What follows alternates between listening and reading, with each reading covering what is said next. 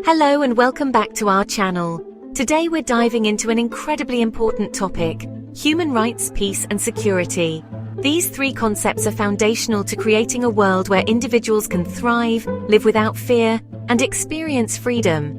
But they are also deeply interconnected, where human rights are ignored, peace is undermined, and security is compromised. So, in today's discussion, we're going to break down how these three ideas relate to each other, the challenges we face globally, and the steps we can take to protect human dignity. Let's get started. Let's first talk about human rights. Human rights are the basic rights and freedoms that belong to every person in the world, no matter their nationality, ethnicity, gender, religion, or any other status. They include things like the right to life, liberty and security of person, freedom of expression, the right to work, the right to education, and the right to participate in government. These rights are enshrined in documents like the Universal Declaration of Human Rights adopted by the United Nations in 1948. But despite being recognized globally, human rights are still violated daily in many parts of the world. Whether it's through oppression, discrimination, or outright violence, millions of people continue to face threats to their fundamental freedoms. In fact, reports of human rights abuses have skyrocketed in conflict zones such as Syria, Myanmar, and Venezuela, where governments or non-state actors have systematically violated the rights of their citizens. Now let's talk about peace. When we think of peace, we often think about the absence of war or armed conflict. But peace is much more than just the absence of violence. True peace, often referred to as positive peace, means building systems that address inequalities, promote social justice, and ensure that everyone's human rights are respected.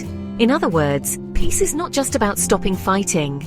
It's about creating a society where every individual can live with dignity, free from fear, and enjoy the full spectrum of human rights. In conflict zones, peace-building efforts are focused not just on stopping the violence, but on healing the underlying causes, whether that's addressing poverty, providing education, or promoting good governance. Take the case of Rwanda, for instance, where the genocide of 1994 led to immense human suffering. The peace-building efforts that followed focused not only on bringing justice to the perpetrators, but also on rebuilding the nation by prioritizing reconciliation, human rights, and inclusive development. Let's move on to security. When we talk about security, it's typically in the context of national security, but security also refers to the security of individuals, their safety, well-being, and ability to live without fear. And here's where it gets tricky. In some cases, governments might violate human rights in the name of national security. We've seen this happen time and again, from mass surveillance to censorship to the detainment of activists. The balance between maintaining national security and protecting human rights is delicate.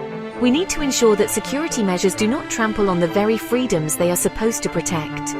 When governments take extreme actions under the guise of security, it can lead to human rights violations, like the ongoing crackdown on freedom of speech in some authoritarian regimes, or the controversial measures implemented in response to the global war on terror. In today's world, the intersection of human rights, peace, and security is tested by many global challenges. For example, the refugee crisis, climate change, and ongoing conflicts are pushing millions into precarious situations. People are forced to flee their homes due to violence, oppression, and environmental destruction, which raises questions about how we protect human rights in such crises. The global security environment has become more complex with the rise of terrorism, cyber threats, and the erosion of democratic norms in some countries. These challenges often result in difficult trade-offs. For example, can we maintain peace and security while respecting the rights of refugees? How do we ensure that we're not violating human rights while trying to combat terrorism?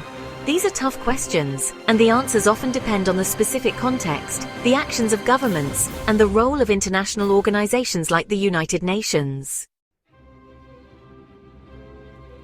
That brings us to the role of international law and organizations in this framework.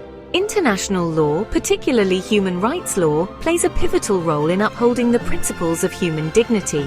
Instruments like the International Covenant on Civil and Political Rights or the Geneva Conventions provide a legal basis for holding governments accountable for human rights violations. Organizations like the United Nations work tirelessly to promote human rights, build peace, and ensure international security. The UN's peacekeeping missions are deployed to conflict zones around the world, helping to maintain peace, protect civilians, and support the rebuilding process. However, their efforts are often met with limitations, like insufficient resources or political disagreements among member states. So what can we do as individuals to make a difference in this conversation about human rights, peace, and security? First, we can educate ourselves and stay informed.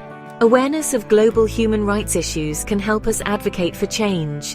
Second, we can support organizations working on the ground, from those providing humanitarian aid to groups pushing for human rights and peace-building initiatives. And lastly, we can engage in conversations like this one to spark dialogue and advocate for the protection of fundamental freedoms everywhere. The road to a peaceful, just, and secure world is long and filled with challenges. But if we all do our part, whether it's through activism, education, or simply standing up for what's right, together, we can create lasting change. Thank you for watching today's video. Let us know your thoughts in the comments. What do you think are the biggest challenges to human rights, peace, and security today? Don't forget to like, subscribe, and share this video to help spread awareness about these important issues.